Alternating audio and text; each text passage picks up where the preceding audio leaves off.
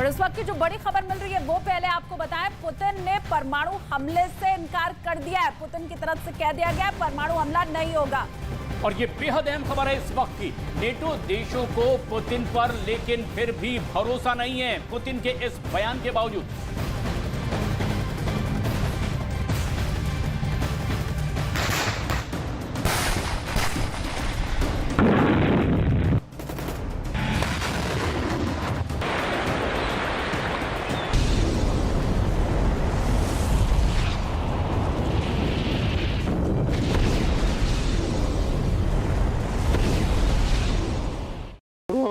Лізуть, ми відбиваємо їх, обороняємо свої позиції. Zelensky के सिपाही की तरह हजारों हैं जिनकी जिंदगी शुद्ध की चक्की में पिस रही है। दिमित्री अपने बच्चों से मिलना चाहता है, कह रहा है कि वो अपने बच्चों के चेहरे तक भूल। अपने सपनों का बिजनेस शुरू करने के लिए आपको कोई भी बैंक बिजनेस लोन नहीं दे रहा? बिजनेस लोन लेने का सीक्रेट जानना चाहते हो तो फ्रीडम ऐप को अभी डाउनलोड कीजिए। Головне ціль їхня взяти Донецьку область, тобто хоч щось зробити. Хоч якісь у них були такі масивні успіхи, показати зі своєї сторони, що вони щось можуть. दिमित्री घर जाना चाहता है तो अलेक्जेंडर को भविष्य की चिंता सता रही है। आगे युद्ध में क्या पड़ा है, अलेक्जेंडर को ठीक से नींद नहीं आ रही। और इस बीच एक सच है जिससे किसी भी वक्त पूरी दुनिया का सामना हो जाए। ये सच इतना भयानक, दर्दनाक और घातक है कि Moscow to Washington DC via Kyiv एक डर का आलम है, एक खौफ है। माहौल इस कदर भारी है जैसे कोई बड़ी तबाही आने वाली है।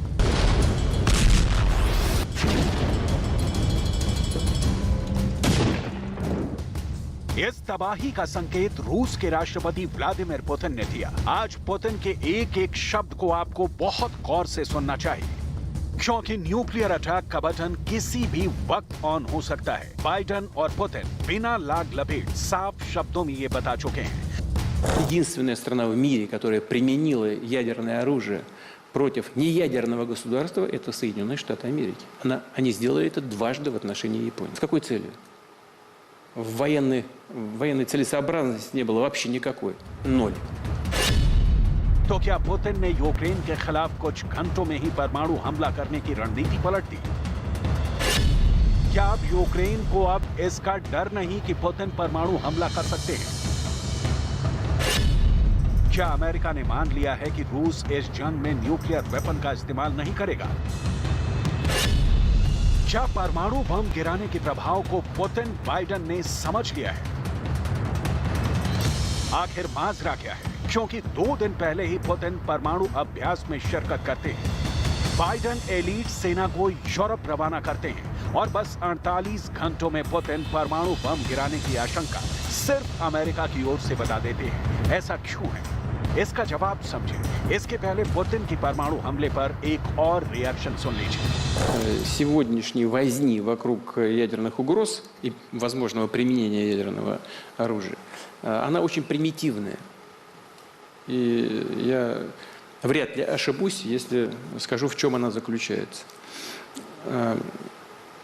Ну, я уже говорил о том, что вот этот диктат западных стран, их попытка надавить на всех участников международного общения, в том числе на нейтральные или дружественные нам страны, заканчивается ничем.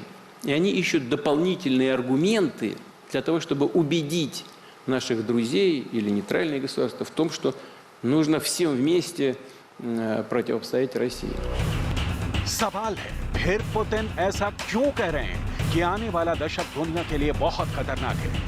क्योंकि अगर परमाणु वॉर की आशंका ही नहीं तो फिर खतरा किसका है? क्या पुतिन परमाणु बम गिराएंगे? पश्चिमी देशों ने इसे प्रोपेगेंडा की तरह इस्तेमाल किया है। पुतिन के परमाणु वाले पिछले बयान देखें तो इसकी तस्दीक नहीं होती, क्योंकि खुद पुतिन न्यूक्लियर अटैक के ऑप्शन को लेकर अपनी मंशा जता चुके हैं। सवाल है, फिर पुतिन ने ऐसा क्यों कहा कि यूक्रेन के खिलाफ न्यूक्लियर अटैक की उनकी कोई प्लानिंग नहीं है? लेकिन आने वाले दिन दुनिया के लिए अच्छे नहीं है, पहले इसे समझने की कोशिश करते हैं। असल में पुतिन की लड़ाई पश्चिमी देशों और अमेरिका से है। रूस सोवियत रूस के दौर से ही पश्चिमी देशों या अमेरिका का दुश्मन रहा है। सोवियत संघ के विघटन के बाद अमेरिका दुनिया का अकेला दादा हो गया और दुनिया को मान लिया गया कि वो अब दो ध्रुवीय नहीं, अमेरिका के नेतृत्व में एक ध्रुवीय हो गई है। मतलब अमेरिका के सामने अब कोई नहीं। पुतिन ने अपनी पूरी जिंदगी में अमेरिकी सुप्रीमेसी को कभी नहीं माना और नाटो के फैलाव को रोकने की हर संभव कोशिश की है। यूक्रेन जंग भी नाटो के विस्तार पर रोक की कोशिश है। इसीलिए पुतिन ने पहले ज़ेलेंस्की को समझाया, बुझाया और जब इस जिद पर अड़े रहे कि वो नाटो का सदस्य बनकर ही दम लेंगे, तो पुतिन ने यूक्रेन को हद बताने के लिए हमला कर दिया। लेकिन ये हमला धीरे धीरे लड़ाई और फिर भीषण लड़ाई में तब्दील हो गया है, क्योंकि यहाँ जमीन पर सिर्फ आमने सामने रूस और यूक्रेन है, लेकिन इन दोनों देशों के पीछे खड़े कई देश हैं। यूक्रेन के साथ America, Britain, France, Germany, Sweden, Finland, Netherlands और पूरा नाटो है। वहीं रूस के साथ बेलारूस, चीन, ईरान, उत्तर कोरिया जैसे देश हैं।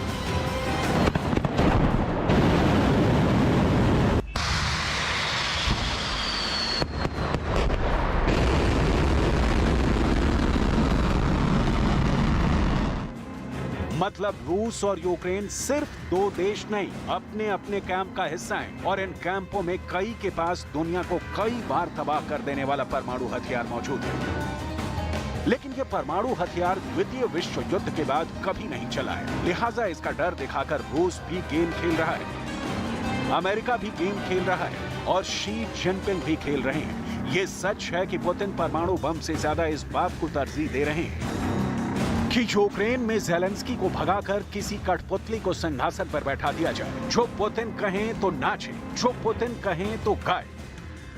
लेकिन अमेरिका और यूरोपीय देश पुतिन के इस राह में सबसे बड़ा रोड़ा है। इसीलिए पुतिन अब भी वही कह रहे हैं जो युद्ध के पहले कह रहे थे, यूक्रेन का भला रूस ही कर सकता है। Честно говоря, вот сейчас я просто вот о чем подумал.